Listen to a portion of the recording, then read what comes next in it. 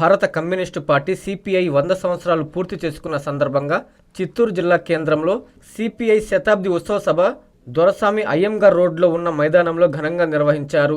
CPI Chittoor జిల్లా కార్యదర్శి yes Nagaraju అధ్యక్షతన జరిగిన ఈ కార్యక్రమంలో సిపిఐ రాష్ట్ర కార్యవర్గ సభ్యులు ఏ రామానాయుడు పాల్గొన్నారు.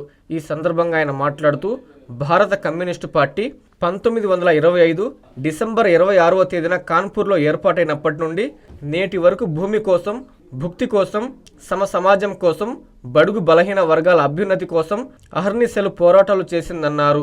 బ్రిటిష్ ప్రభుత్వాన్ని ఎదిరించి స్వాతంత్ర ఉద్యమంలో పోరాటం చేసిన పార్టీ భారత కమ్యూనిస్టు పార్టీ ఎర్ర జెండాని కొనియాడారు. బ్రిటిష్ ప్రభుత్వంలో లాలూచీలు పడి రాజీలు పడిన నిన్న మొన్న వచ్చిన పార్టీలు 100 సంవత్సరాలు ఉద్యమ చరిత్ర కలిగి ఎంతో మంది త్యాగమూర్తులు దేశం కోసం పాటుపడుతూ పేదల పక్షాన, శ్రామికుల పక్షాన, రైతులు, మహిళలు, విద్యార్థులకు అండగా ఉంటూ పోరాటాలు చేసిన ఎర్రజెండా పార్టీని లేకుండా చేయడం ఎవరి తరం కాదని హెచ్చరించారు. ఒకే మతం, ఒకే కులం, ఉన్నవాడు లేనివాడు, 2 మతాలే ఉన్నాయి, 2 కులాలే ఉన్నాయి. కానీ ఈనాడు బీజేపీ వాడు ఏం చెప్తున్నాడు? ఈ భారతదేశం హిందువులే పరిపాలించాలని. మరి క్రిస్టియన్స్ ఏమయ్యారు? మహమ్మదీలు ఏమయ్యారు? దాని పేరుతో ఈరోజు ఎన్ఆర్సీ, ఎన్ఆర్ఐ ఇవి తీసుకొస్తున్నారు. ఎన్ఆర్సీ అంటే ఏంది? నీ తాత ముత్తాతలు ఎక్కడ పుట్టారు, నీ తాత ముత్తాల చరిత్ర ఏంది, నువ్వు సర్టిఫికెట్ తీసుకోమంటారు. దీని ఉద్దేశం ఏంది?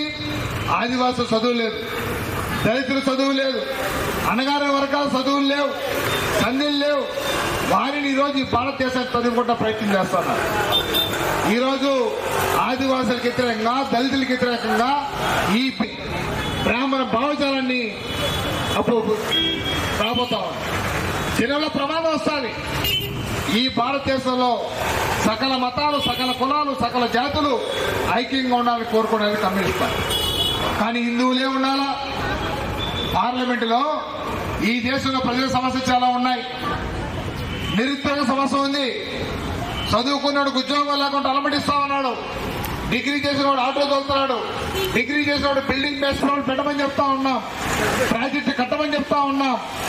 కానీ చదువులు ఉచితంగా ఇవ్వమని చెప్తున్నాం, ఉచిత వైద్యం కావాలని చెప్తున్నాం.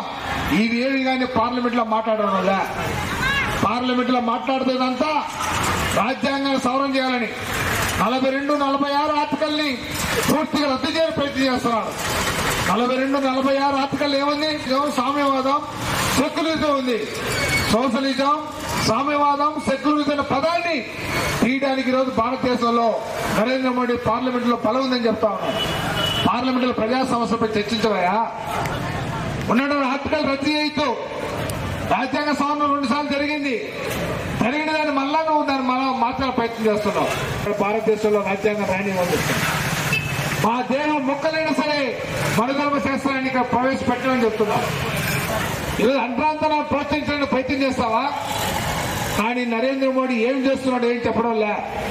గత పాలకుల నీరు ఆయన అసమర్థుడంట, ఆయన పరిపాలన సక్రమం లేదంట. గాంధీ మాతల పేరు తీసేస్తున్నాడు. జాతీయ గ్రామీణ ఉపాధి పథకం, మహాత్మా గాంధీ జాతీయ గ్రామీణ ఉపాధి పథకం, మహాత్మా గాంధీ పథకం తీసేసి రామ్ అని పదం పెట్టుకున్నాడు. రామభజన చేస్తున్నావు. రామభజన, రామరాజ్యం అంటే ఏంది?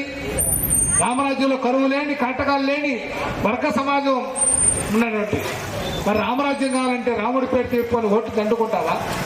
3,000 కోట్ల రూపాయలు పెట్టి అయోధ్యలో రామ మందిరం కట్టారు. ఎవడప్పుడు సొత్తది?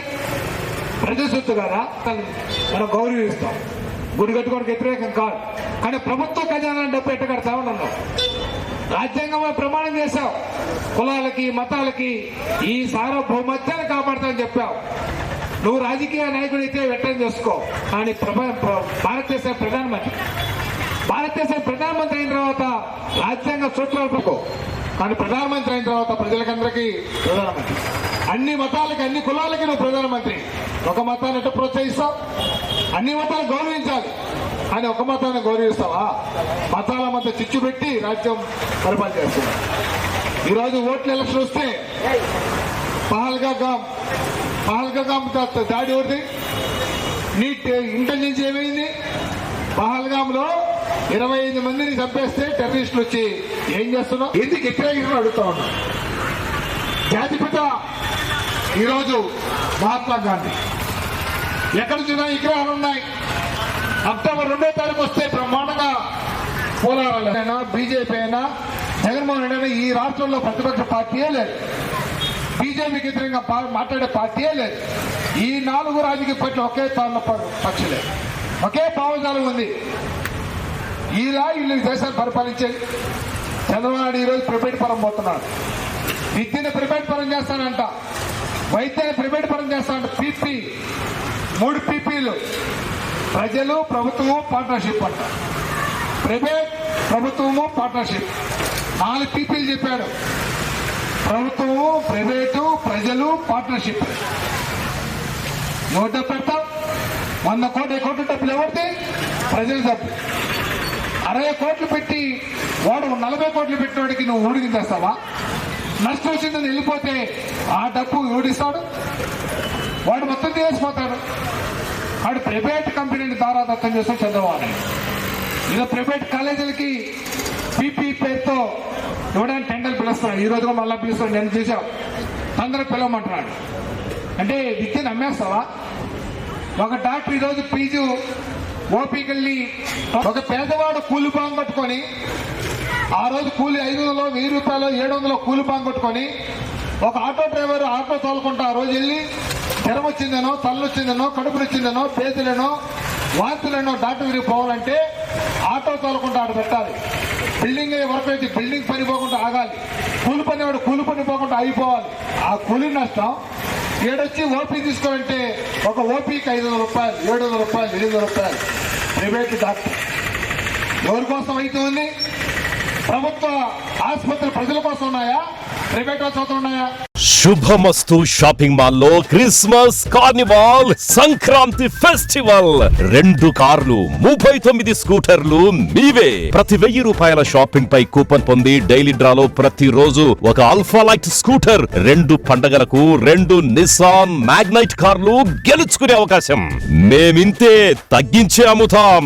1000 రూపాయల లైట్ వెయిట్ పట్టు శారీ 333 రూపాయలు, pattern synthetic sari 199, 2 double cot bed sheets 450, 2 branded cotton pants 699, 2 girls coord sets 599 రూపాయలు, 3 జైపూర్ ఫ్లైర్ కుర్తీస్ 699. విచ్చేయండి Shubhamastu shopping mall, BRC centre, Nellore.